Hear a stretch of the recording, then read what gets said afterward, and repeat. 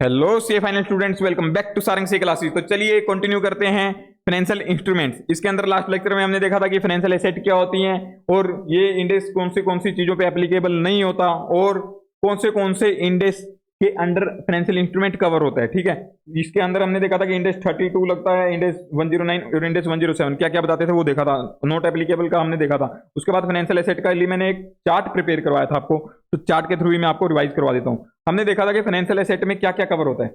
एक तो मेरे पास अगर कोई कैश या कैश इक्विवेलेंट है तो वो मेरे लिए क्या हो गया, फाइनेंशियल एसेट। अगर मेरे पास कोई इक्विटी शेयर्स हैं, किसके, किसी और कंपनी के, किसी और एंटिटी के मेरे पास इक्विटी शेयर्स हैं, इक्विटी इंस्ट्रूमेंट्स हैं, तो वो मेरे लिए क्या हो गया, मेरे लिए फाइनेंशियल एसेट हो गया। ठीक है, अदर देन अगर मेरे पास सब्सिडरी, एसोसिएट या ज्वाइंट वेंचर के इक्विटी शेयर्स वगैरह हैं तो उसके ऊपर मतलब फाइनेंशियल इंस्ट्रूमेंट वाला इंडेक्स नहीं लगता है, उसके ऊपर 27 इंडेक्स 27 लगता है। ठीक है, और अगर मेरे पास कोई राइट है, मतलब हक है मेरे पास क्या रिसीव करने का, कैश रिसीव करने का हक है मेरे पास, मतलब कि दूसरे एंटिटी से मेरे को कैश मिलने का हक है। जैसे कि मैं ट्रेड रिसीवेबल्स का एग्जांपल लेता हूं, मैंने आपको सामान बेचा था उधार पे, अब मेरे पास हक है कि आपसे पैसा मिले, आपसे पैसा लेने का हक है मेरे पास, राइट है मेरे पास कि आपसे पैसा मांग सकता हूं। ठीक है, तो ये क्या हो गया मेरा फाइनेंशियल एसेट। अगर मेरे पास आपसे कुछ फाइनेंशियल एसेट लेने का हक है, फाइनेंशियल एसेट रिसीव करने का हक है, तो वो भी क्या होगा मेरे फाइनेंशियल एसेट। ठीक है, तो ये भी फाइनेंशियल एसेट, मतलब फाइनेंशियल एसेट लेने का हक है तो भी फाइनेंशियल एसेट। और अगर मेरे पास कुछ डेरिवेटिव है जिसका कि मेरा पोटेंशियली फेवरेबल कंडीशन में है, अब जैसे मैंने एग्जांपल लिया था कॉल ऑप्शन का। कॉल ऑप्शन क्या होता था, मतलब कि मेरे पास ऐसा हक है कि मैं आपके शेयर्स परचेज कर सकता हूं उस एक्सरसाइज प्राइस पे जो पहले प्री डिटरमाइंड है टू बायर ऑफ ऑप्शन, मतलब कि मैं इसका बायर हूं, राइट टू परचेज शेयर। ठीक है, मैं इसका बायर हूं। ठीक है, ऑन एक्सरसाइज प्राइस, ये इसकी जगह ना ये लिखो ना,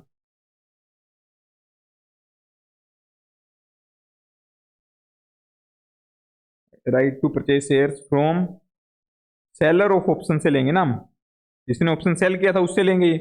ठीक है, ये option from seller of option आएगा। यहाँ पे पता नहीं क्यों लिख गया मैं लास्ट लेक्चर में, मेरे को तो अभी ध्यान गया यहाँ पे टू बाय पता नहीं क्या लिखा हुआ था। ठीक है, जैसे मेरे पास हक है बाई करने का 3 मंथ्स आफ्टर शेयर, जो भी था मैंने आपको समझा दिया सारा।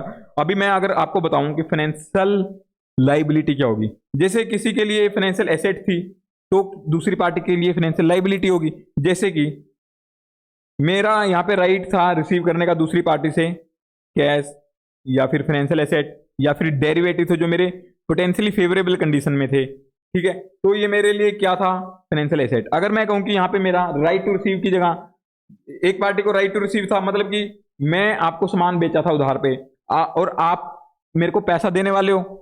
ठीक है, तो आपकी क्या लाइबिलिटी है, मेरे को पैसा देने की, कैश। ठीक है, यहाँ पे अगर मैं कहूँ कि ओब्लिगेशन टू कैश है, आप किसी पार्टी के लिए ओब्लिगेशन टू कैश है तो उसके लिए क्या होगी, फाइनेंशियल लाइबिलिटी होगी।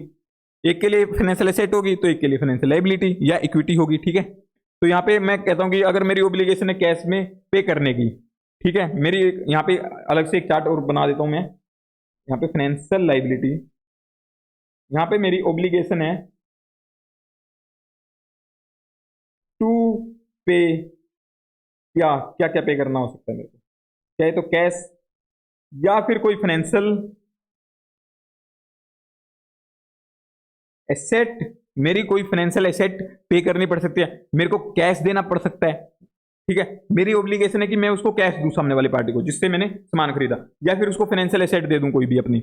जैसे मेरे पास कोई XYZ कंपनी के शेयर्स हैं तो मैं कहता हूं कि ये शेयर्स आपको दे देता हूं, या फिर मेरे को किसी एक पर्सन से पैसा लेना था, मैंने कहा कि इससे मैंने लेके आपको, आप ले लो इससे पैसा, मतलब कि मेरे पास उस पर्सन से पैसा लेने का राइट था, मैंने कहा कि मैं नहीं ले रहा, आप ले लो उससे। ठीक है, मतलब कि फाइनेंशियल एसेट उसको डिलीवर कर दी, ओब्लिगेशन टू पे या डिलीवर।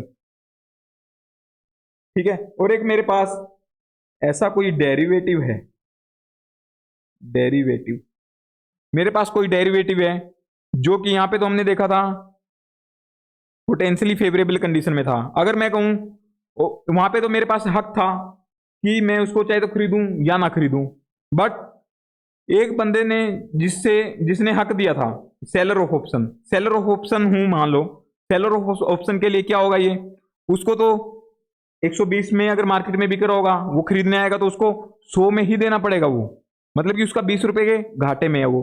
ठीक है, तो ऐसी कंडीशन में एक के लिए फेवरेबल होगा तो एक के लिए अनफेवरेबल होगा। जिसके लिए अनफेवरेबल होगा उसका क्या होगा, उसके लिए फाइनेंशियल लाइबिलिटी, मतलब कि अनफेवरेबल, पोटेंशियली अनफेवरेबल।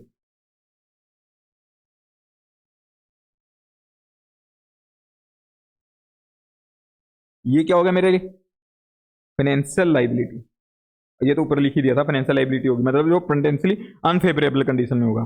ठीक है, अगर मान लो उस दिन जैसे एग्जांपल लिया था, मान लो 80 रुपए मार्केट में बिक रहा है और मैंने किसी पर्सन को राइट बेचा हुआ है, मतलब कि सामने वाले को हक दे रखा है। ठीक है, मतलब कि वो 100 में खरीद सकता है मेरे से, मार्केट में चल रहा है 80 रुपए का रेट। ठीक है, 31 मार्च को मैंने देखा कि 80 रुपए का रेट है और 3 महीने बाद मेरे को उसको 100 रुपए वो मेरे को देगा और मैं उसको एक शेयर दे दूंगा। ठीक है, बट अगर ऐसा है, ठीक है ऐसा है, तो वो कभी भी मेरे पास नहीं आएगा, वो मार्केट से खरीदेगा। तो ये मेरे लिए क्या हो गया, मेरे लिए अनफेवरेबल नहीं रहा, तो ये मेरे लिए फाइनेंशियल लाइबिलिटी नहीं रही। समझे, यहां पे मेरी ऑब्लिगेशन थी, वो 120 में आता मेरे से खरीदने तो मेरे को देना पड़ता वो 100 में, तो मेरा 20 रुपए का यहाँ पे घाटा था। अगर मैं घाटे की कंडीशन में हूं, अगर कुछ मैंने सामने वाले को हक दे रखा है उसमें घाटे की पोजीशन में हूं, तो मेरे लिए ये फाइनेंशियल लाइबिलिटी बन जाता है। और अभी तो ये हो गया बिल्कुल नुनू मुनू सा। अभी सबसे मेजर आता है जो मेरा, वो आता है इक्विटी इशू करना, अपनी कंपनी के इक्विटी इशू करना। ये दिखाता हूं मैं आपको। अगर यहाँ पे to issue variable number of own, own own सबसे मेजर ये पॉइंट है, ओन। ये इंपॉर्टेंट है काफी। ओन मतलब कि खुद के, जैसे मैं रिलायंस हूं, मैं खुद की कंपनी के शेयर्स आपको इशू करूंगा। मैं सारंग से क्लासेज हूं, मेरे शेयर्स है मार्केट में, मैं अपने शेयर्स इशू कर रहा हूं आपको। तो ये हो जाते हैं यहाँ पे। ठीक है, अब सर ये तो चलो वो हो गया। और इक्विटी इंस्ट्रूमेंट क्या होता है, इसको मैं आपको इक्विटी इंस्ट्रूमेंट के साथ पढ़ाऊंगा। अभी एक बार पहले इक्विटी इंस्ट्रूमेंट्स करवा देता हूँ, बट उससे पहले मैं आपको थोड़ा ये इलस्ट्रेशन वगैरह करवा देता हूँ। एग्जाम्पल 2 पे आइए, आईसीआई के स्टडी मैट के एग्जाम्पल नंबर 2 पर आ जाइए।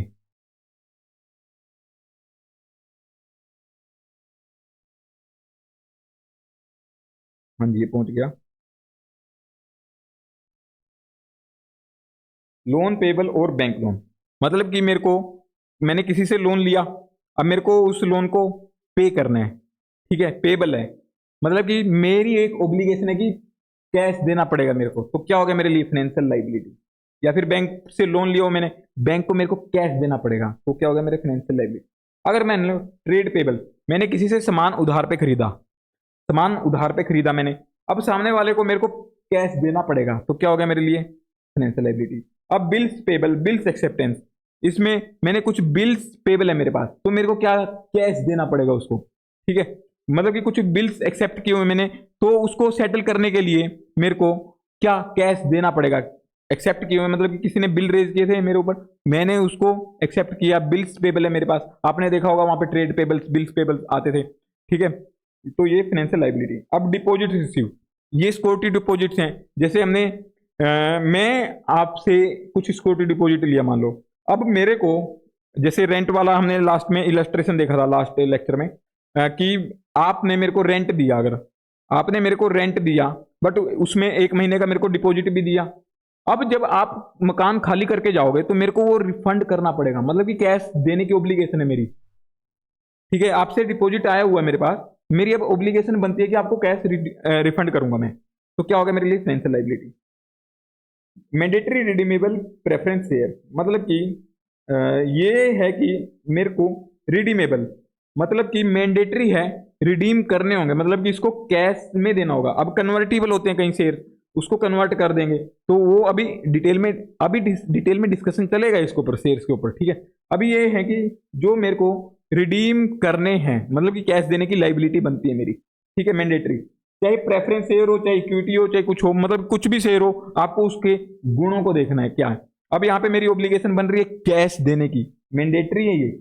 ठीक है, इसको डिटेल में अभी देखेंगे और भी एक बार यहाँ पे आपको कवर करवा देता हूँ। ये मेरी फाइनेंशियल लाइबिलिटी होगी है, क्योंकि मेरी कैश देने की वो बन रही है लाइबिलिटी।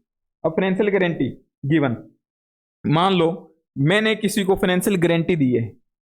मैंने कहा कि जैसे ए है, एक बी है, एक ए है, एक बी है, ठीक है। अब बी ए को तो उधार दे नहीं रहा था, इसने कहा कि अगर तू सारंग सीए क्लासेस की गारंटी दिलवा दे तो मैं तेरे को पैसा दे दूंगा, ठीक है। तो मैंने गारंटी दे दी बीच में कि अगर ये नहीं चुकाएगा, मतलब कि ए उधार ले रहा था बी से, ठीक है। बी क्यों नहीं दे रहा था, उसने कहा कि तू सारंग सी क्लासेस से मेरे को गारंटी दिलवा दे कि अगर तू पे नहीं करेगा ए तो मैं सारंग सी क्लासेस से ले लूंगा, ठीक है। तो इसमें मेरी एक ओब्लिगेशन बन जाती है देने की, अगर ये नहीं देगा ना तो मेरे को देना पड़ेगा, मेरी मेरी ओब्लिगेशन बन गई कि कैश देना पड़ेगा। वही हो गया financial guarantee. Also see the scope section 3, ठीक है, to case due to occurrence of certain event, ठीक है। ये होगी मेरी फाइनेंशियल लाइबिलिटी। अभी इसके बाद और क्या करना था मेरे को, इलस्ट्रेशंस भी है मेरी, कुछ इलस्ट्रेशन फोर्थ और फिफ्थ करनी है अभी।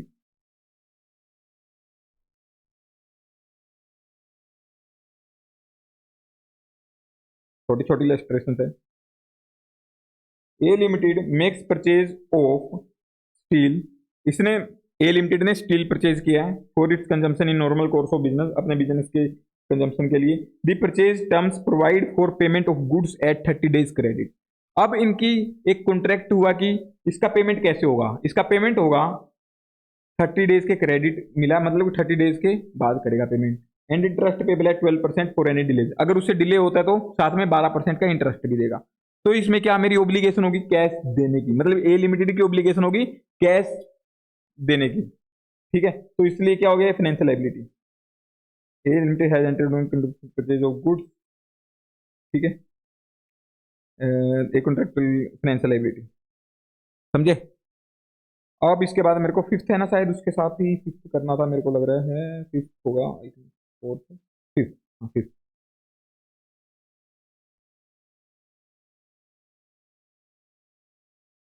ए limited makes a borrowing of 10 lakhs from RBC bank with bullet repayment of 10 lakh and an annual interest per annum, ठीक है। तो मतलब कि ए लिमिटेड ने बोरो किए हैं 10 लाख रुपए, मतलब कि उधार पे लिए हैं 10 लाख किसे, बैंक से, विद बुलेट रिपेमेंट, बुलेट मतलब कि एक लमसम पेमेंट कर देगा ये 10 लाख रुपीज की, ठीक है, और साथ में इंटरेस्ट देगा, ठीक है, per annum with bullet repayment. And now company default at the end of 5th year, ठीक है। ये मतलब कि जब इसका लोन पीरियड खत्म हो जाएगा तो 10 लाख की पेमेंट कर देगा, रिपे कर देगा, मतलब अपना प्रिंसिपल अमाउंट, और तब तक वो 12% पर एनम एवरी ईयर उसको इंटरेस्ट देता रहेगा। और कंपनी डिफॉल्ट कर जाती है 5th ईयर के एंड में, and consequently A rescheduling of payment schedule is made beginning 6th year onward, मतलब कि कंपनी ने इंटरेस्ट नहीं पे किया ढंग से तो उन्होंने रिशेड्यूल कर दिया पेमेंट्स को कि आप 6th ईयर के बाद से सिर्फ 13 लाख रुपए दे देना at the end of 6th year for one time settlement, कोई इंटरेस्ट नहीं है, कोई कुछ नहीं, इन पेमेंट्स ऑफ मेड अर्लियर। तो इसमें आपके लिए इन्होंने ये पता क्या इन्होंने पूछा है, ये एक्चुअली डेरिवेटिव के तरीके से बता दिया है इन्होंने, डेरिवेटिव तरीके से, ठीक है, कि फेवरेबल है या अनफेवरेबल जो चेंज। एक तो सबसे पहले जो लाइबिलिटी ये क्या हो गया, मेरे लिए बोरो किया था इसका मेरे को कैश देना पड़ रहा है, तो ये तो मेरे लिए फाइनेंशियल लाइबिलिटी हो ही गया। जो बोरो किया था इसका रिडीम करना है ना, ये देखो ये रिपेमेंट इंटरेस्ट का और उसका प्रिंसिपल का, ये तो मेरे लिए फाइनेंशियल लाइबिलिटी, ये भी मेरे लिए फाइनेंशियल लाइबिलिटी। और अब ये रिशिड्यूल हुई है पेमेंट, तो इन्होंने now company default at the end of 5th year, 5th year की इसने पेमेंट नहीं की इंटरेस्ट की, और साथ में इसने made beginning 6th year onwards, मतलब 5th ईयर के एंड में नहीं पे की इसने, और 6th ईयर के एंड की नहीं पे की, ठीक है, 2 पेमेंट नहीं की इसने पे, और इसने सिर्फ 13 लाख का पे करना है आखिरी में अमाउंट। तो हमें देखना है कि इसकी फ्यूचर में लाइबिलिटी कितनी बनती थी। अगर मैं देखूं इसकी 10 लाख तो एक इसने पे करना था, अभी अभी मैं कब खड़ा हूं, ये 5th ईयर के एंड में, ये मतलब कि 6th ईयर के बिगनिंग में खड़ा हूं, 6th ईयर के बिगनिंग में। तो उसमें कौन सी पेमेंट पड़ी है मेरी, एक तो 5th ईयर की पेमेंट इसने पे नहीं की वो वाली, तो मतलब कि 5th ईयर के एंड की पेमेंट कितनी होगी, 5th year and payment, 5th year interest 6 year का इंटरेस्ट। अगर मैं ये पुराने तरीके से निकाल रहा हूँ कि पुरानी कितनी लाइबिलिटी बनती है इसकी, और प्रिंसिपल पे करता ये लास्ट में बिल्कुल 6 ईयर के एंड में। ठीक है, कितना कितना बनता इसका इंटरेस्ट 12% के अकॉर्डिंग। 10 लाख के ऊपर बनाओ, कितना बना? 1,20,000। इसके ऊपर फिर ये ऊपर लग जाता। ठीक है, तो मतलब कि अब ये कितना हो गया? 10 लाख 11,20,000 के ऊपर लगेगा फिर ये इंटरेस्ट। 11,20,000 के ऊपर 12%, 11,20,000 के ऊपर 12%। ये हो गया 1,3,4,4,0,0 और 10 लाख का मेरा ये पड़ा है आखिरी में। ठीक है, समझे? तो अब कितना इसको पेमेंट करना था टोटल? टोटल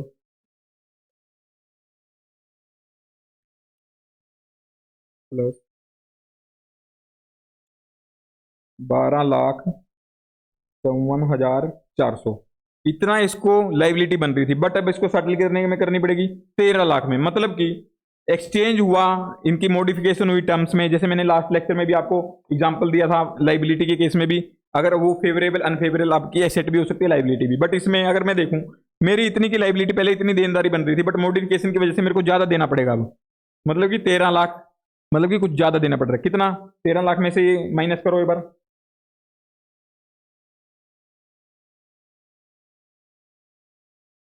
ये 45,600, ये क्या होगा मेरा? ये भी फाइनेंशियल लाइबिलिटी मानी जाएगी। नहीं तो अगर ये फेवरेबल में होता तो मतलब कि 12 लाख देना पड़ता, ये 12 लाख होता अगर, तो मेरे लिए एसेट बन जाती कितने की? 54,400 की। समझे? 54,400 माइनस 12 लाख। अगर ये 12 होता तो 12 होता तो ये वाला, अगर ये 12 होता तो ठीक है। अब इस केस में 45,600 की फाइनेंशियल लाइबिलिटी और बनेगी।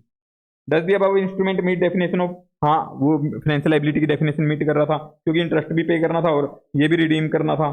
ठीक है, और analyse the differential amount to be exchange for one time settlement. तो डिफरेंशियल अमाउंट जो आएगा, कौन सा है डिफरेंशियल? 45,600। इसको क्या माना जाएगा? इन्होंने ये दिखा कि 45,600 को एडिशनल अमाउंट पेबल, ये फाइनेंशियल लाइबिलिटी माना जाएगा। समझे? क्योंकि ये अनफेवरेबल है, घाटे में है मेरे लिए। तो सामने वाले के लिए क्या होगी? फायदे में, वो फाइनेंशियल एसेट होगी उसके लिए फिर। समझे? अभी मैं चलता हूं, आपको यहाँ पे रीड करवा देता हूँ इसकी डेफिनेशन। यहाँ से नहीं करवाई ना मैंने आपको। Any liability that is to contractual obligation, contractual obligation होनी चाहिए। ठीक है, obligation to deliver cash, cash या फिर another financial asset to another entity. ठीक है, ये मतलब एग्जांपल हम कर चुके हैं, और लगे हुए सारे में आपको पता ही है। टू एक्सचेंज फाइनेंशियल एसेट या लाइबिलिटी विद अनदर, ये लाइबिलिटी वाला अभी एग्जांपल देखा हमने, with another entity under condition that are potentially unfavourable, मतलब कि मेरे घाटे में है। ये रिटर्न ऑप्शन दैट इज मतलब कि आउट ऑफ मनी, मतलब कि नहीं, मेरे सामने वाले के लिए इन द मनी होगा, तो तभी तो वो एक्सरसाइज करेगा ना। हाँ, मैंने सेल किया था तो मेरे लिए वो अनफेवरेबल हो जाएगा, अगर उसके लिए, सामने वाले के लिए इन द मनी है तो। ठीक, अभी इसमें ये वाला मेरे को करवाऊंगा, अभी इक्विटी वाला करवा देता हूँ अभी कवर। इक्विटी क्या होता है? आपने देखा होगा कि आप +1 +2 में भी करके आए हो कि इक्विटी क्या होता है। कि मेरा अगर मैं देखूं, फाइनेंशियल एसेट क्या होता है? Financial liability plus equity. आपने यही देखा है कि फाइनेंशियल एसेट क्या होता है? Financial liability plus equity. और ये मैं आज भी आपको करवा चुका हूं कि एक के लिए फाइनेंशियल एसेट होगा तो दूसरे के लिए चाहे तो फाइनेंशियल लाइबिलिटी होगा या फिर इक्विटी होगा। तो मतलब कि financial asset is equal to financial liability plus equity. अगर मैं कहूँ कि इक्विटी क्या होगा अकेला, इक्विटी को अगर निकालना है तो financial asset minus financial liability कर दूंगा तो मैं इक्विटी निकाल सकता हूँ। हाँ, तो अगर मैं, ये तो चलो मैंने एक सिंपल सा वैसे बता दिया। अब हम जब पहले बातें करके आते थे कि इक्विटी को सबसे लास्ट में मिलता है, जितना भी फायदा होता है या नुकसान होता है, नफा नुकसान जितना होता है वो सारा उसको मिलता है। इक्विटी वाले क्या होते हैं? वो उसके ओनर्स माने जाते हैं। ठीक है, मैं पुरानी डेफिनेशन बता रहा हूं जो आप अभी तक करके आए थे। आपने देखा था कि वो उसके कंपनी के मालिक होते हैं, तो वो सारा जो भी ब्याज व्याज देना था, इंटरेस्ट वगैरह पे करना था, सब पे करने के बाद जो बचता है आखिरी में, वो सारा प्रॉफिट या लॉस उनके अंदर डिवाइड होता है। ठीक है, और इक्विटी हमने देखा था कि डिबेंचर्स होते थे उनको रिडीम कर देते थे एक टाइम के बाद, जैसे मान लो 5 साल के लिए इशू किए तो वो 5 साल के बाद उनको कैश देना पड़ता था, ठीक है, रिडीम होते थे वो, उनकी एक लाइफ टाइम होती थी। बट इक्विटी के केस में आपने देखा था कि उसकी कोई भी लाइफ टाइम नहीं होती है, वो कभी भी रिडीम नहीं होते, वो कंपनी के आखिरी तक रहते हैं जब तक उसकी सांसें ना निकल जाए पूरी। मतलब जब तक कंपनी का वाइंड अप नहीं होता तब तक वो उसके साथ में रहते हैं। ओके, मतलब कि ये रिडीम नहीं होते हैं कभी भी इक्विटी शेयर, और जितना भी घाटा नफा नुकसान जो भी होता है, जो भी फायदा होता है, वो सब इक्विटी वालों का होता है, ठीक है। मतलब कि बिल्कुल आखिरी में जो बचता है फाइनेंशियल लाइबिलिटी वाली जो पे करनी है, अगर आपने लॉ के अंदर भी देखा होगा कि सबसे पहले अगर हमें हमें लिक्विडेशन वगैरह होती है या फिर आईबीसी वगैरह चलता है, तो उसके अंदर अगर पेमेंट करनी होती है तो सबसे पहले क्रेडिटर्स वगैरह की करते हैं, इक्विटी वाले को सबसे लास्ट में मिलता है कि अगर बचेगा तो मिलेगा, नहीं बचेगा तो कुछ नहीं मिलने वाला, ठीक है। मतलब कि बचा खुचा जो होता था वो इक्विटी वाले को मिलता था।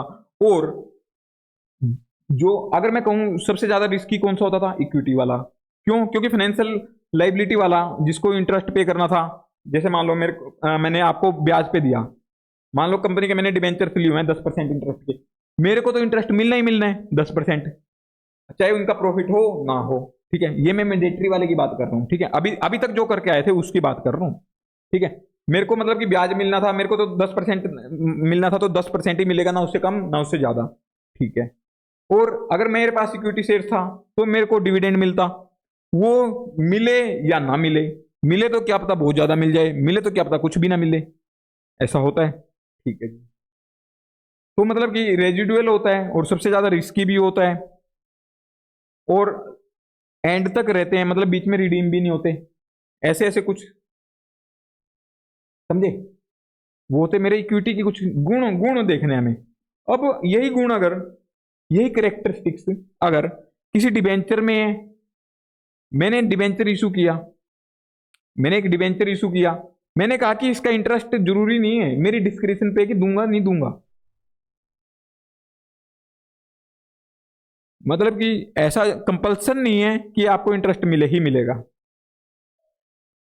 मतलब कि मेरी डिस्क्रिप्शन क्या होगी, अगर मेरे पास फायदा होगा तो मैं उसको दे दूंगा, नहीं होगा तो नहीं दूंगा। तो वो क्या, उस डिबेंचर का जो इंटरेस्ट वाला पोर्शन है वो वैसे फाइनेंशियल लाइबिलिटी, इसके एक्चुअली क्या होता है कि जैसे डिबेंचर का होता है ना, मैं दो पोर्शन को अलग अलग करके देखूंगा, डिबेंचर हो प्रेफरेंस हो, जिसमें इंटरेस्ट की एक लाइबिलिटी बनती है, एक बनती है मेरी प्रिंसिपल अमाउंट की, तो देखूंगा कि इंटरेस्ट का क्या पोर्शन है, लाइबिलिटी का क्या पोर्शन है, ऐसे गुण देखने हैं मेरे को, करेक्टरिस्टिक्स देखने हैं। अगर उसके अंदर डिबेंचर के अंदर इक्विटी वाले कुछ गुण लग रहे हैं देखने में, तो मैं कहूंगा कि तू तो नाम नाम का डिबेंचर है, तू तो बेटा तो इक्विटी का ही है, तेरा सही बाप तो इक्विटी है, तो तू भी इक्विटी ही माना जाएगा, तेरा डीएनए इक्विटी से मैच हो रहा है लाइबिलिटी वाले। तो इसका एक बार मैं आपको डेफिनेशन करवा देता हूं, उसके बाद आपको और समझाता हूं आगे। Any contract that evidences a residual interest in the assets of an entity after deducting all of its liability। मतलब कि एक सा कॉन्ट्रैक्ट जो एविडेंस करता है residual interest in the assets of an entity after deducting all of liability, मतलब कि कोई ऐसा कॉन्ट्रैक्ट जिसकी वजह से क्या होता है, मेरे को सिर्फ रेजिडुअल इंटरेस्ट मिलता है, जो कंपनी के एसेट्स हैं, जो कंपनी के प्रॉफिट्स हैं, उसमें सिर्फ एक रेजिडुअल इंटरेस्ट मिलता है।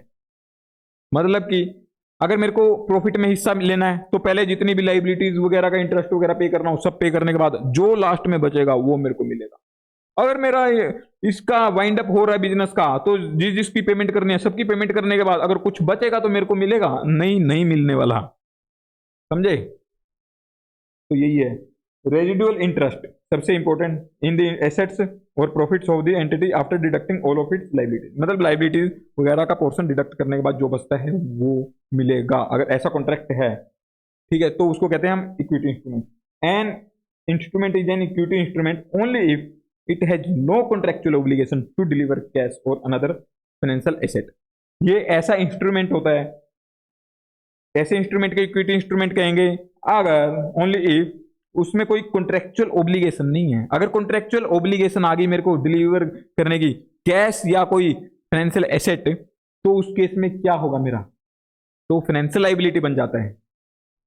ओके, ये मेरा फिर फाइनेंशियल लाइबिलिटी बन जाता है अगर मेरे पास कुछ कॉन्ट्रेक्चुअल ऑब्लिगेशन है। अगर कॉन्ट्रेक्चुअल ऑब्लिगेशन नहीं है मेरे पास कैश या अनदर एसेट डिलीवर करने की, मतलब कि मेरी मर्जी है, देनी है तो दूं, नहीं देनी तो नहीं।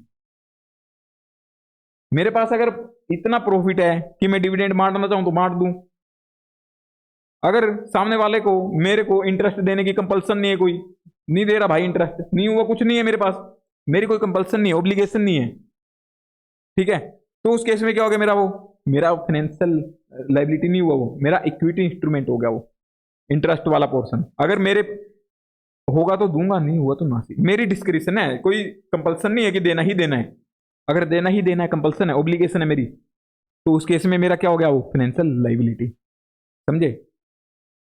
It represents A residual claim, मतलब कि रेजिडुअल क्लेम, ये यही वाला रिपीट हो गया। अब इसमें ये वाला मैं करवाऊंगा आपको। इसके अंदर क्या होता है, इक्विटी, यहाँ पे जो मेन है आपका इंपॉर्टेंट वो है ओन।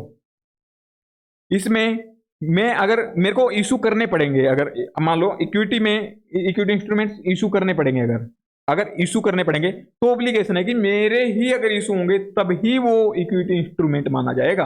अगर मान लो मेरे पास किसी थर्ड कंपनी के XYZ के मेरे पास इक्विटी इंस्ट्रूमेंट्स रखे हुए हैं जो मैंने यहाँ पे फाइनेंशियल एसेट माने हुए थे, वो वाले मेरे पास इक्विटी इंस्ट्रूमेंट्स हैं और मैं वो उसको ऑब्लिगेशन है कि वो वाले डिलीवर करने, अगर तो मेरा इक्विटी इंस्ट्रूमेंट नहीं माना जाएगा, तो मेरे को उसको फाइनेंशियल लाइबिलिटी मानना पड़ेगा।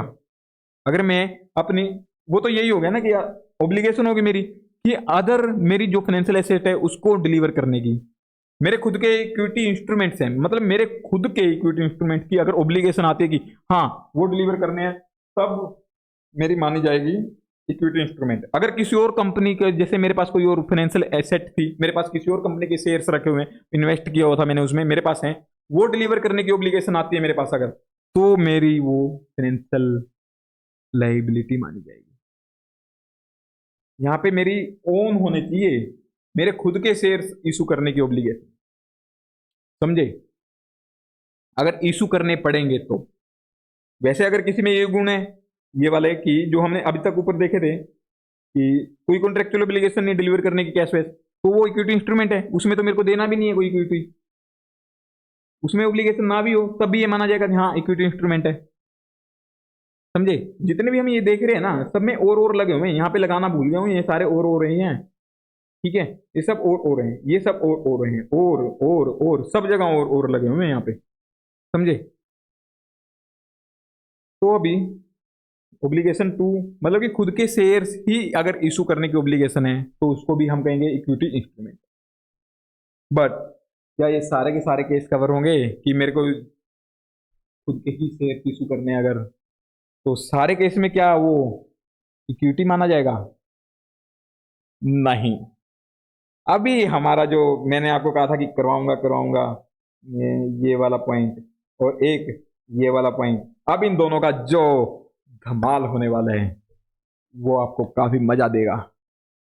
अभी तक हमने क्या देखा, फाइनेंशियल लाइबिलिटी में कुछ नहीं था, फाइनेंशियल लाइबिलिटी बिल्कुल हल्का था।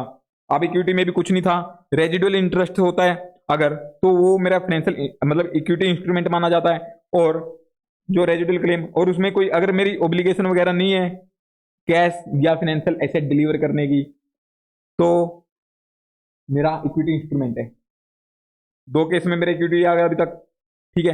अब बात करते हैं सबसे मेन जो मेरा टॉपिक है, अगर मेरे को खुद की कंपनी के ही शेयर्स इशू करने होंगे तो मेरे लिए फाइनेंशियल एसेट भी, लाइबिलिटी भी हो सकते हैं और इक्विटी भी हो सकते हैं वो।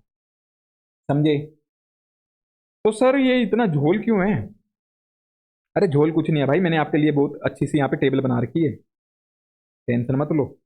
ये देखो, ये चीजें आपको याद करनी है बस, जो ये हाईलाइट किया ना मैंने, इसको याद कर लो।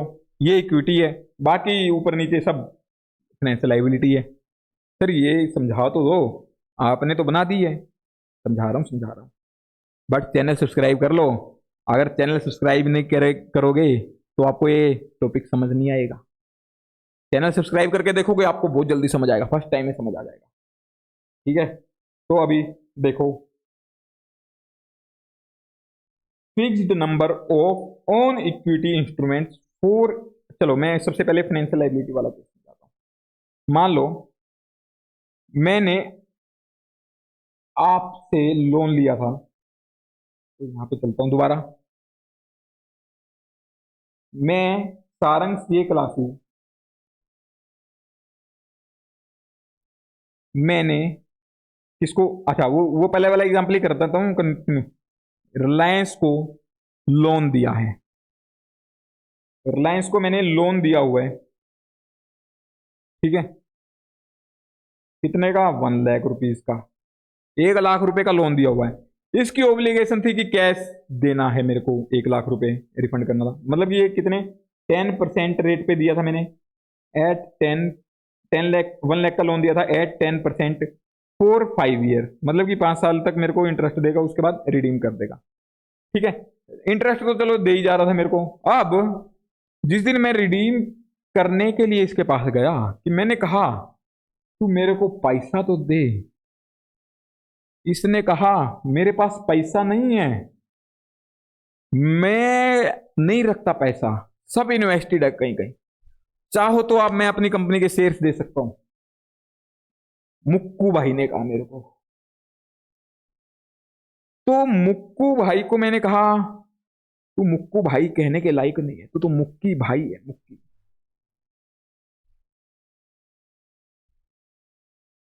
पहले मैंने कहा चलो चल, तेरे कंपनी के शेयर्स तो अच्छे खासे चलते ही हैं, शेयर्स दे दे। तो इसने कहा कि मैं कितने शेयर्स दूंगा। मैंने कहा कितने देगा भाई? ये कहता मैं तेरे 1 लाख रुपए के इक्वल जितनी मेरी उस दिन की मार्केट प्राइस होगी शेयर की, उसके अकॉर्डिंग डिवाइड करके दे दूंगा।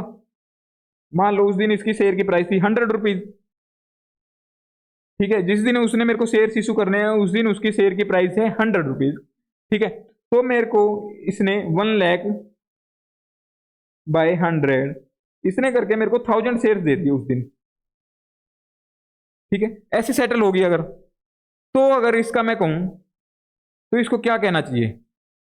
फाइनेंशियल लाइबिलिटी, समझे? अब एक और केस,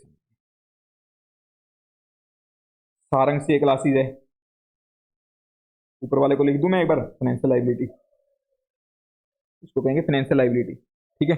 और एक और केस है, सारंग सीए क्लासेस ने कन्वर्टिबल डिबेंचर्स इशू किए हैं,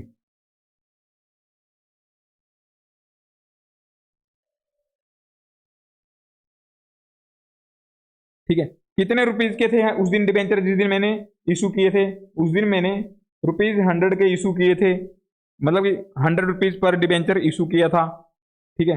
कितने डिबेंचर इशू किए थे मैंने? 1000 इशू कर दिए मान लो, ठीक है।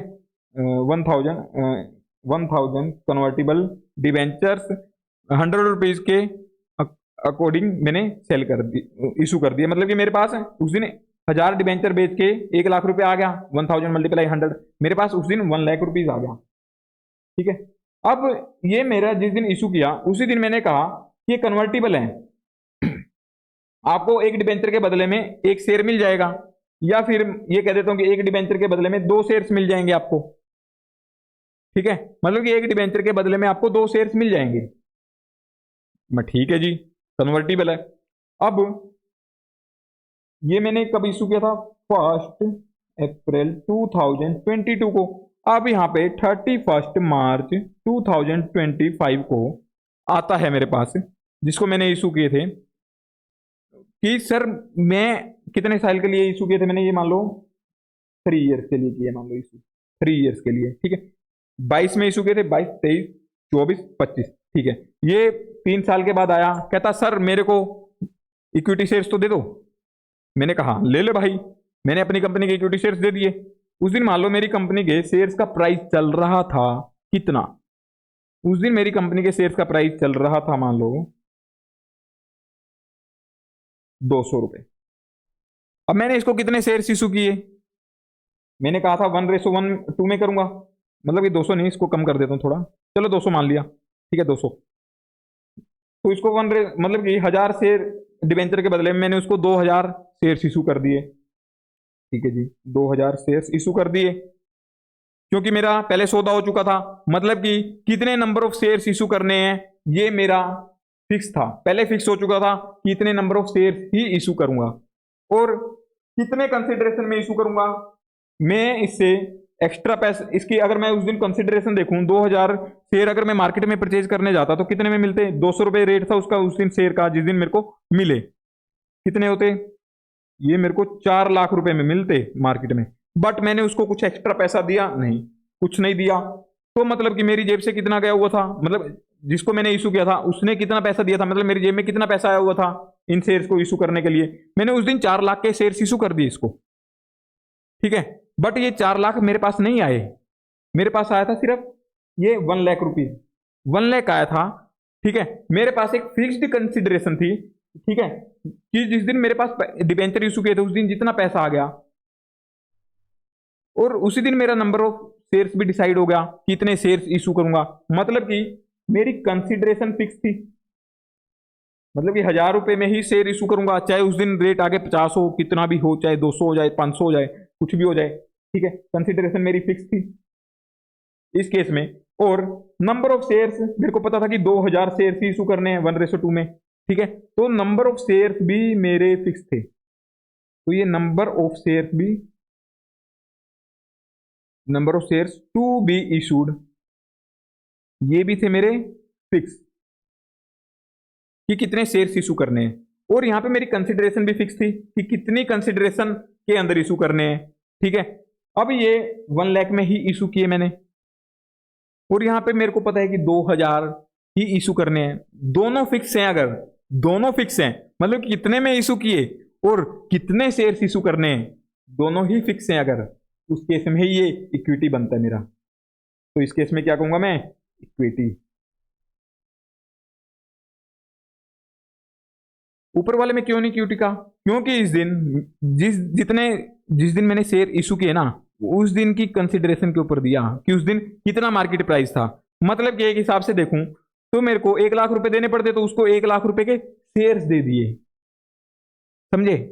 यहां पे कंसिडरेशन तो चलो फिक्स थी, बट यहां पे नंबर ऑफ शेयर्स फिक्स थे पहले से, नहीं, नंबर ऑफ शेयर्स फिक्स नहीं थे, दोनों फिक्स होने चाहिए, ठीक है। अभी अभी समझ आया है, नहीं आया कोई दिक्कत नहीं है, अभी और अच्छे से समझाऊंगा आपको, अभी टेंशन मत लो। कंसिडरेशन फॉर फाइनेंशियल इंस्ट्रूमेंट, मतलब कि उस फाइनेंशियल इंस्ट्रूमेंट की कंसिडरेशन फिक्स होनी चाहिए। और number of own equity shares to be, equity instrument की बात हो रही है, इक्विटी शेयर की जगह कुछ और भी हो सकता है, ये जिसके अंदर गुण होंगे, कैरेक्टर्स होंगे इक्विटी इंस्ट्रूमेंट वाले, to be issued in settlement. तो इसका क्लासिफिकेशन कैसे कैसे होगा, तो इसका मैं दिखाता हूँ, यहाँ पे कुछ और भी समझाता जाऊंगा साथ में। बट मैं आपको एक चीज और क्लियर कर दूं सबसे पहले, थोड़ा सा अगर अभी आपको लेक्चर पसंद आ रहे हैं, समझ आ रही हैं चीजें, तो जल्दी से चैनल सब्सक्राइब कर लो बस। अभी इसको और अच्छे से समझाता हूं, और अंदर घुस के, ठीक है। अगर इसके अंदर आप देखोगे एक चीज कि मैंने उसको क्या कहा कि 1 लाख रुपए के शेयर्स हैं, इसके बदले में मैंने उसको डिबेंचर इशू कर दिया, ठीक है। डिबेंचर से मैंने उसको इक्विटी इशू कर दिया। अगर मैं आपको मोटा मोटी बताऊं कि इक्विटी कब माना जाएगा, जब मान लो मेरे पास जितना पैसा आया था, ठीक है, फिक्स था मेरे पास। अगर मैं थोड़ा मोटा मोटी बताऊं, आप आइडिया लगा सकते हो इससे। जैसे मैंने यहाँ पे इशू किया 1 लाख रुपए में, अगर मान लो उसी दिन मैं डिबेंचर इशू ना करता, डिबेंचर का कोई रोल नहीं था, डिबेंचर वैसे कन्वर्ट हो गया, बस उसका ये था कि डिविडेंड वगैरह का थोड़ा कंसेप्ट था लफड़ा, कि डिविडेंड नहीं देना पड़ेगा उसको, इंटरेस्ट दूंगा मैं ऐसे करके, तो ऐसा कुछ चक्कर की वजह से ऐसे कर रखा था। अगर मान लो मैं कह देता कि 1 लाख रुपए के मैं तेरे को शेयर ही इशू करूंगा, उसी दिन कह देता तेरे को डिबेंचर या प्रेफरेंस शेयर जो लाइबिलिटी वाले पोर्शन की तरीके से, वो आखिरी में तेरे कन्वर्ट ही तो हो रहे हैं, रिडीम थोड़े हो रहे हैं। अगर मैं कहूं इसी दिन मैंने इसको इक्विटी इशू कर दी होती,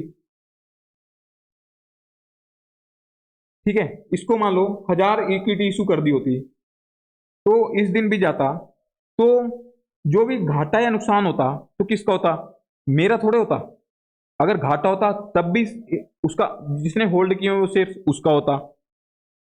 ठीक है, अगर मैं इसको उसी दिन इक्विटी इशू कर देता तो उस दिन इसका 100 रुपए का शेयर पड़ता, और जब गया इसका 100 की जगह 200 रुपए का शेयर हो गया, लगा लो। ठीक है, तो ये 100 रुपए का फायदा इसको ही मिलता। समझ रहे हो?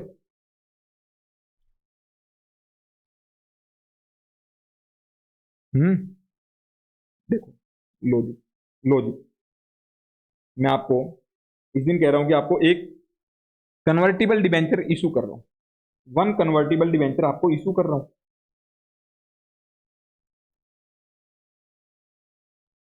और एक मैंने आपको इक्विटी शेयर इशू कर दिया, वन इक्विटी शेयर इशू किया। ये कब किया?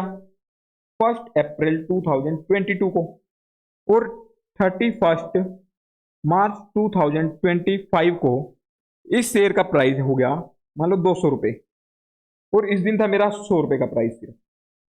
ठीक है, और ये कन्वर्टेबल होगा मान लो 1:1 की रेशो में, मतलब एक डिवेंचर के बदले एक शेयर मिल जाएगा आपको। इससे ज्यादा क्लियरली समझ आएगा आपको। ठीक है, ऊपर वाले में आपको मे भी ना आता इतना समझ, यहाँ पे बहुत साफ साफ से आएगा समझ। ये एक शेयर था, उस दिन 100 रुपए का प्राइस था, अब ये 100 से 200 हो गया, तो 100 रुपए का फायदा हुआ। ये मेरा फायदा हुआ या जो इस इक्विटी शेयर को होल्ड कर रहा था उसका फायदा हुआ? वो फायदा उसका हुआ, 100 से 200 हुआ तो। ठीक है जी, तो ये इक्विटी इंस्ट्रूमेंट। ठीक है, ये तो इक्विटी शेयर इशू किया था तो इसका ही फायदा हुआ। ये fixed number of fixed consideration का वैसे समझा रहा हूं मैं आपको। जैसे इस दिन मान लो 100 रुपए लगाए मैंने कन्वर्टेबल डिवेंचर में, 1 साल के बाद मेरे को पता है कि मेरे को एक शेयर ही मिलेगा, और 100 रुपए ही गए हैं मेरे जेब से। ठीक है, तो इस दिन 200 रुपए प्राइस हो गया अगर, ठीक है, तो मेरे को कितने शेयर मिलेंगे? 1, एक शेयर मिलेगा, एक शेयर मिल गया, और फायदा कितना हुआ मेरा? 100 से 200 हो गया। ठीक है, अब यही डिबेंचर की जगह चाहे इक्विटी शेयर इशू किया हो चाहे ये किया हो, कुछ फर्क पड़ा? नहीं पड़ा ना। मतलब कि मेरी जेब में तो 100 रुपए ही आए, चाहे मैंने इसको ये इशू किया या फिर ये इशू किया, मेरी जेब में 100 रुपए ही आए, और सामने वाले के पास इस डेट पे सेम नंबर ऑफ इक्विटी ही है उस दिन। क्योंकि घाटा जो, अगर इसमें 100 रुपए मेरे पास आए थे उस दिन 200 रुपए हैं, तो इसका फायदा किसको मिल रहा है? इसका फायदा मिल रहा है जो इसको होल्ड कर रहा था, जो इसको होल्ड कर रहा है उसी को फायदा मिल रहा है, उसमें प्राइस के चेंज होने की वजह से। और जो लाइबिलिटी है उसमें क्या होता है? उसमें फायदा होल्डर को नहीं मिलता। जैसे कि मैं यहां पे दिखाऊं, अगर मैंने कुछ उसको 1 लाख रुपए इशू किए थे, 1 लाख रुपए मिलने थे, अब उसके शेयर इस दिन मान लो, इस दिन का रेट अगर मैं लूं, जिस दिन मैंने उसको शेयर दिए, मतलब कि 1 लाख लोन पे दिया था, उस दिन उसके शेयर का प्राइस था सिर्फ 50 रुपए, और जिस दिन मैं उससे रिफंड करवा रहा था उस दिन उसका 100 रुपए हो गया। तो इसका फायदा 50 से 100 होने का रिलायंस को मिला है, मेरे को नहीं मिला। समझ रहे हो? मेरे को तो 1 लाख के बदले के 1 लाख के 1000 शेयर ही मिले हैं, मतलब कि जितने अमाउंट के शेयर थे उतने के ही मिल गए। जो भी फायदा या नुकसान हुआ वो किसका हुआ? मेरा नहीं हुआ। मैं होल्ड कर रहा था उस लोन को, उस लोन को होल्ड कर रहा था, मेरा फायदा नहीं हुआ यहाँ पे, ये हुआ उस पार्टी का। जो होल्डर का ही अगर फायदा नुकसान होता है, आप ये कहीं लिखा नहीं हुआ, ये काफी डीपली एनालिसिस करके निकाली ये चीजें, जिससे कि आपको इजीली समझ में आए। इससे आपको पता लग जाएगा कि हाँ, कि मेरी जेब में सिर्फ यही आया था, और वो सिर्फ उसमें इसने लाइबिलिटी को सेटल करने के लिए किया था, उसमें लाइबिलिटी सेटल करने के लिए नहीं था, इसमें लाइबिलिटी सेटल करने के लिए नहीं था। यहाँ पे मेरा पहले से डिसाइड था, नंबर भी कंसिडरेशन भी। अगर मैं ये वाला केस ना करता, सीधा ये कह देता कि इक्विटी शेयर इशू कर रहा हूँ, तब भी उसके लिए सेम कंडीशन रहती होल्डर के लिए, उसका 100 रुपए का फायदा होता, यहाँ पे भी उसका फायदा उसको ही मिल रहा है। अगर मैं कहता कि 100 रुपए का इस दिन, अगर ये कहता, इसी केस में थोड़ा चेंज कर दूं कि 100 रुपए का उस दिन शेयर था, इसको कन्वर्टेबल डिबेंचर इशू किया था, ठीक है, मैं कह देता हूं कि ये कितने नंबर ऑफ शेयर्स में कन्वर्ट होगा, ये मैं आज नहीं बता सकता, ये मैं आपको फ्यूचर में जो रेट होगा उसके ऊपर कन्वर्ट हो जाएगा बस। जैसे कि उस दिन शेयर का रेट है मेरा 200 रुपए, और ये 100 रुपए का ही चल रहा था, अब इसको मैं हाफ शेयर दूंगा अगर, हाफ शेयर दूंगा तो क्या होगा मेरा, ये 100 रुपए चुकाया मैंने, इस 100 रुपए के शेयर के इक्वल ही, मतलब कि इसमें नंबर मेरा डिसाइड नहीं था, नंबर मेरा डिसाइड हुआ उस दिन के शेयर प्राइस के ऊपर। तो ये क्या हो गया मेरा, ये लाइबिलिटी चुकाई है मैंने, 100 रुपए की लाइबिलिटी चुका दी बस, मेरा शेयर एक जरिया हो गया उसको चुकाने का। इस केस में मेरा जरिया नहीं था, इस केस में ये मानो कि आपने उसी दिन ही इक्विटी इशू कर दिया उसको, समझे। ये चीजें होती है, अगर समझ नहीं आई तो एक बार लेक्चर को थोड़ा सा बैक करके देख लेना। बाकी अभी और भी डिटेल में समझाऊंगा, अभी अभी खत्म नहीं हुआ है, अभी तो और चलेगा। अभी तो ये टेबल समझानी है मेरे को, हर तरीके की एग्जाम्पल समझाने हैं। यहाँ पे क्या है मेरा, कंसिडरेशन फिक्स है, अगर ये देखो कंसिडरेशन फॉर फाइनेंशियल इंस्ट्रूमेंट, अगर ये कंसिडरेशन फिक्स है और नंबर ऑफ शेयर्स वेरिएबल है, जैसे मैंने आपको बताया था कि मैंने 1 लाख के डिबेंचर्स इशू कर दिए, कन्वर्टिबल डिबेंचर इशू किए, बट उसको कितने नंबर ऑफ शेयर्स मिलेंगे कन्वर्जन पे, वो डिसाइड करेगा उस दिन के शेयर प्राइस के ऊपर। मतलब कि इस दिन के ऊपर डिसाइड नहीं हुआ, जिस दिन मैंने इशू किए उस दिन डिसाइड नहीं हुआ कि कितने शेयर्स मिलेंगे, मतलब नंबर ऑफ, नंबर ये है वेरिएबल, मतलब कि ये फिक्स नहीं किया है कि कितने शेयर्स मिलेंगे। ये मतलब कि मेरे को अगर रेट हुआ मेरा उस दिन 100, तो मेरे को इसके बदले में 1000 शेयर्स इशू कर दूंगा, अगर 200 हुआ तो मैं इसको सिर्फ 500 शेयर्स इशू करूंगा। तो मतलब कि ये वेरी कर रहे हैं, ये मेरा एक जरिया ही हो गया कि उसको चुकाने का। 1 लाख रुपए के तेरे पास हैं तो उसके बदले में तेरे को जितने मेरे मार्केट में उतने वो दे देता हूं, ठीक है, चुकाने हैं।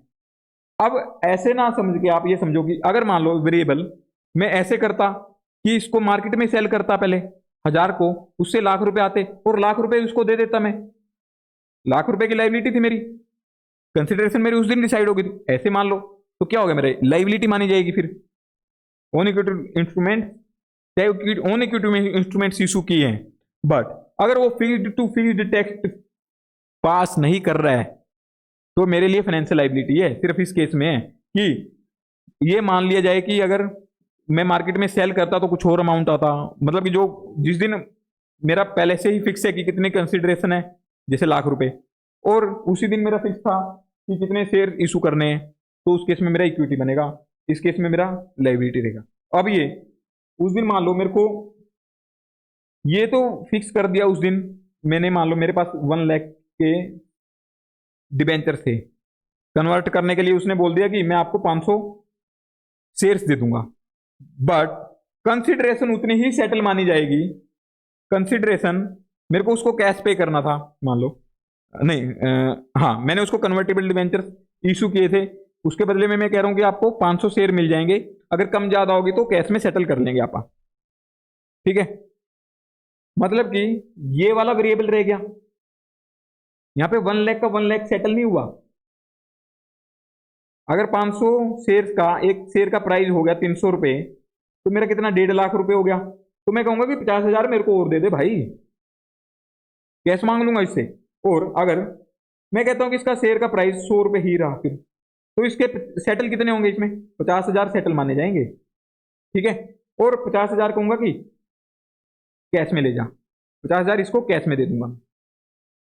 मतलब कि ये सेटल कितने में हो रहा है उस सिक्योरिटी शेयर से, वो भी डिपेंड चेंज हो रहा है ना, वेरिएबल हो गया वो, तो वो क्या हो गया मेरा फाइनेंशियल लायबिलिटी। तो issuer doesn't have an obligation to pay cash but holder is expose to variability, यहाँ पे होल्डर वेरिएबिलिटी को एक्सपोज हो गया ना, कि उसके चाहे तो 50,000 सेटल किए माने जाएंगे या फिर वो, ठीक है। अब यहाँ पे ये इसने क्या किया था ऊपर वाले में, own equity instruments are being used as currency to settle an obligation for, मतलब कि इसने खुद की करेंसी को यूज कर लिया सिर्फ एक फिक्स अमाउंट को सेटल करने के लिए, to settle an obligation for a fixed amount, ठीक है। यहाँ पे अगर वेरिएबल कर रहे हैं नंबर ऑफ शेयर, तो ये फिक्स होगा कि मतलब फिक्स्ड 1 लाख की तेरे को लाइबिलिटी सेटल करनी थी, चाहे बाहर बेच के पैसा लेके उसको दे देता या फिर उसको ही शेयर दे दिए, बात तो वही होगी। यहाँ पे नंबर ऑफ शेयर्स वेरी कर रहे हैं, और इस केस में मेरा कंसिडरेशन वेरी कर रही है, इसके अंदर मतलब कि होल्डर के ऊपर वेरिएबिलिटी होगी ना, कि उसका घाटा हो सकता है, नुकसान हो सकता है, समझे। Holder is expose to variability, इसका मतलब कि कंसिडरेशन यही माना जाएगा ना कि 500 शेयर की उस दिन कितनी वैल्यू थी, उसके अलावा उसको कैश मिल जाएगा या कैश देना पड़ेगा, समझ रहे? इसको भी वेरिएबल माना जाएगा। फिर ये डिसाइड नहीं है कि 1 लाख ही सेटल होगा 500 शेयर देने से, नहीं, वो 500 शेयर की जो मार्केट प्राइस होगी उतना ही सेटल माना जाएगा, बाकी का कैश में सेटल कर देंगे। और अगर मैं कहूँगी ये भी वेरिएबल है ये भी वेरिएबल, तब तो बात ही नहीं बनती कुछ भी, तब तो ये फाइनेंशियल लाइबिलिटी है, तो issuer doesn't have obligation to pay cash but both है, ठीक है। ये वाला केस तो कुछ वो लाइबिलिटी बनेगा वो तो। अभी इसके काफी हमें इलस्ट्रेशंस भी करने हैं, तो मैं जल्दी जल्दी से आपको इलस्ट्रेशन करवाता हूँ। ये थर्ड यूनिट के 16th से स्टार्ट करते हैं, थर्ड यूनिट के हम 14th से स्टार्ट करते हैं बल्कि, ठीक है, 14th से इलस्ट्रेशन, 14th से थर्ड यूनिट के इलस्ट्रेशन 14th से। थर्ड यूनिट होती है 11.98 से शुरू।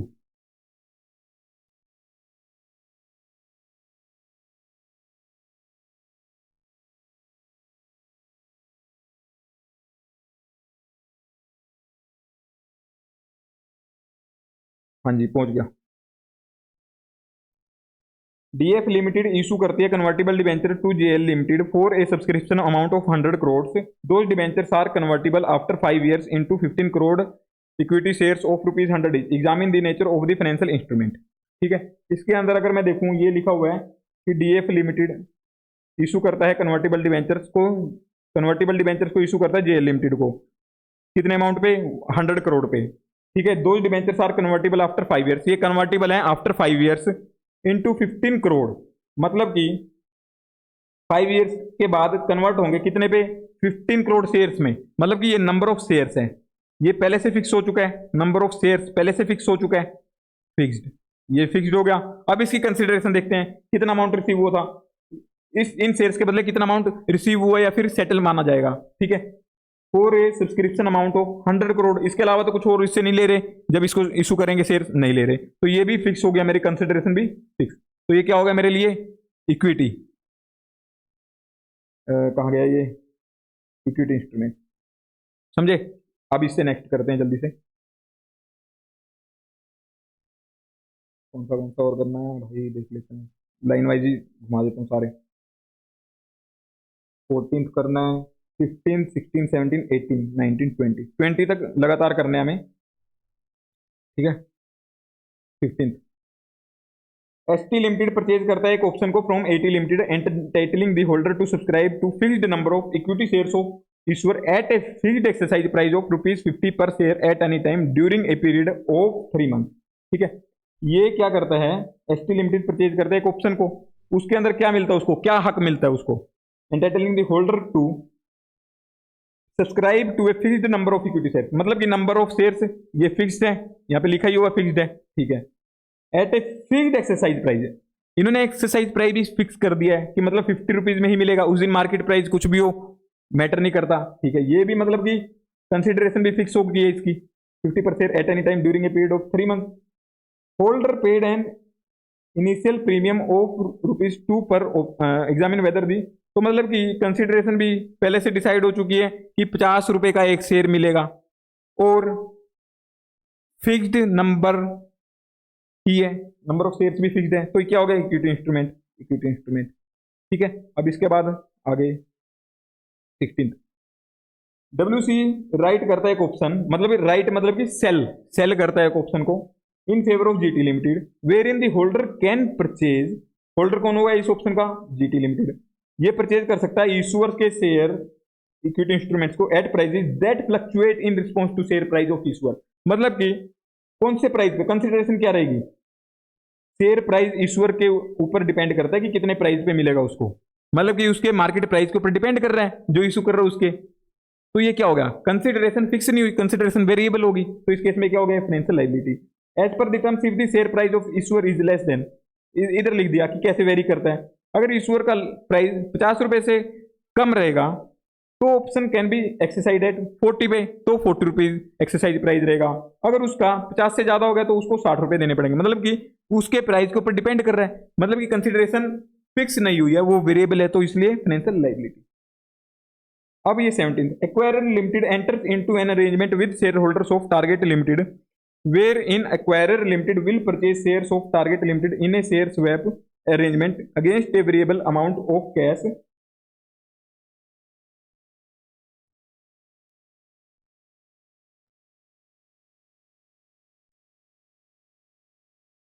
enters into an arrangement with shareholders of Target Limited wherein acquirer limited will purchase shares of Target Limited in a share swap arrangement against a variable amount of cash that is market value। ठीक है, मतलब इन्होंने कहा variable amount, इधर साफ लिख दिया तो ये क्या हो गया, फाइनेंशियल लायबिलिटी। 18th, ऑन 1 जनवरी 2001 को एनकेटी लिमिटेड सब्सक्राइब करता कन्वर्टेबल प्रेफरेंस शेयर्स को वीटी लिमिटेड के। दी कन्वर्जन रेशो दी इन्होंने, ठीक है, क्या 1 equity share of VT limited for each preference share held conversion up to, अगर वो 31 मार्च 2001 तक करवा लेता है तो इतना, अगर जून 2001 तक करवाता है तो उसको इतने रेशो में मिलेंगे, अगर इसको करवाएगा तो इसमें, मतलब कि ये एक दूसरे के ऊपर डिपेंड नहीं है, ये इंडिपेंडेंट है। इंडिपेंडेंट 3 कॉन्ट्रैक्ट्स हो गए यहाँ पे, ठीक है, 3 अलग अलग कॉन्ट्रैक्ट हैं और हर एक के नंबर फिक्स है। यहाँ पे देखो कि कन्वर्जन उसने क्या कन्वर्टेबल प्रेफरेंस शेयर्स लिए थे, यहाँ पे डिवेंचर हो, प्रेफरेंस शेयर हो, कुछ भी हो, कन्वर्टेबल हो, तो अगर यहाँ पे देख रहा हूँ fix number of equity shares मिलेंगे।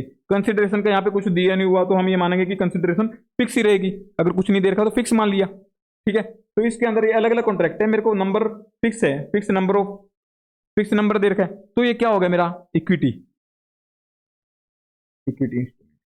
अब 19th पे, on 1 January 2001 HT limited subscribe करता है कन्वर्टेबल प्रेफरेंस शेयर्स को, ठीक है, एचटी लिमिटेड ने।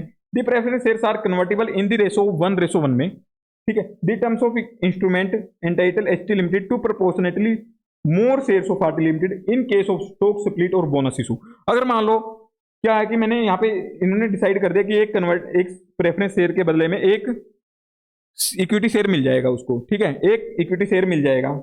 तो अब क्या हुआ कि मैंने दूसरे शेयर्स वालों को कहा कि आपको बोनस शेयर इशू कर दिया, मान लो जिसके पास एक शेयर था उसको एक शेयर और मिल जाएगा, तो उसकी वजह से अब मैं इशू ज्यादा करने पड़ेंगे। अगर शेयर बाद में इक्विटी शेयर जिसके पास एक प्रेफरेंस होगा उसको मैं जैसे एक इशू कर दिया तो 2 कह दूंगा, 2 ले लो, तो ये वेरिएबल नंबर हुआ या फिर fix.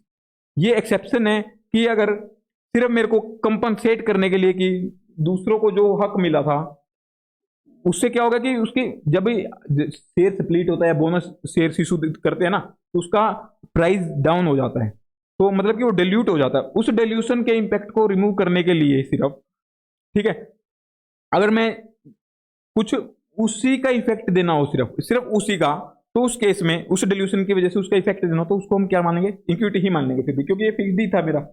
The convertible can be classified as in the books of the variability in the conversion ratio is only to protect the rights of the holder of convertible, ठीक है। ये मतलब कि मैं अगर किसी को धोखा देना हो, ये कह दूं कि पहले कन्वर्टेबल इशू कर देता हूं, बाद में खुद के पास सारी इक्विटी थी तो खुद को ही कह देता हूं कि इतने शेयर इशू कर दूंगा और उसको कन्वर्टेबल करवाना ही पड़ेगा, तो रोएगा बेचारा, कहेगा भाई साहब आपने तो वो स्प्लिट कर दिया, स्प्लिट करके एक शेयर के 4 शेयर बना दिए और मेरे को एक शेयर दोगे, पहले मेरे को फायदा होता मतलब कि 100 रुपए का शेयर बन रहा था, अब स्प्लिट के बाद वो 25 रुपए के 4 शेयर हो गए, तो मैं 25 रुपए क्यों लूं जब 100 रुपए मिलने थे। तो वो कहता नहीं 4 ले लियो यार, टेंशन मत ले, स्प्लिट करने दे बस, ठीक है। ये प्रोटेक्ट करने के लिए राइट को, जिसके पास ये कन्वर्टेबल डिबेंचर है तो उसको क्या माना जाएगा, फिर भी इक्विटी ही माना जाएगा।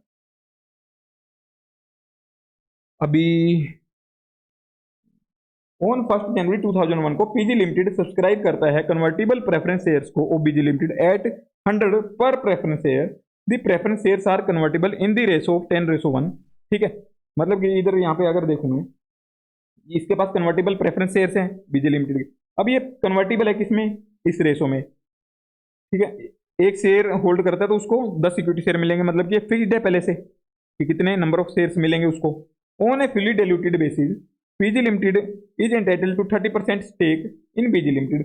If subsequent to the issuance of these convertible preference shares, BG Limited issues any equity instrument at a price lower than 10 per share, conversion ratio will be changed to compensate PG for dilution in this stake below the at a price, ठीक है। इन्होंने ये दे रखा कि dilution की वजह से कुछ, अगर मान लो ये देखो, if subsequent to the issuance of these convertible preference shares, मतलब कि जो कन्वर्टेबल प्रेफरेंस शेयर्स इशू करने के बाद अगर बीजी लिमिटेड इशू करती है कुछ इक्विटी इंस्ट्रूमेंट्स को जो कि लोअर देन 10 होंगे, अगर 10 रुपए से कम में इशू करती है तो conversion ratio will be change to, तो कन्वर्जन रेशो जो हमने ये डिसाइड की थी वो चेंज कर दी जाएगी, ठीक है, to compensate for dilution in its take below the expected dilution at a price of 10, ठीक है।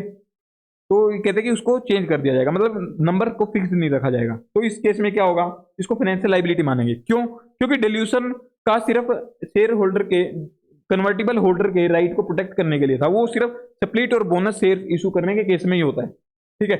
अब यहाँ पे डिल्यूशन हो रहा किसी और वजह से, उसका मार्केट प्राइस गिर गया होगा तो वो 10 से कम में ही तो इशू करेगा ना, फिर नाम दे रखे इन्होंने बस डिल्यूशन का, है तो ये वही कि मार्केट शेयर के बेसिस पे इंपैक्ट देना चाह रहा है ये।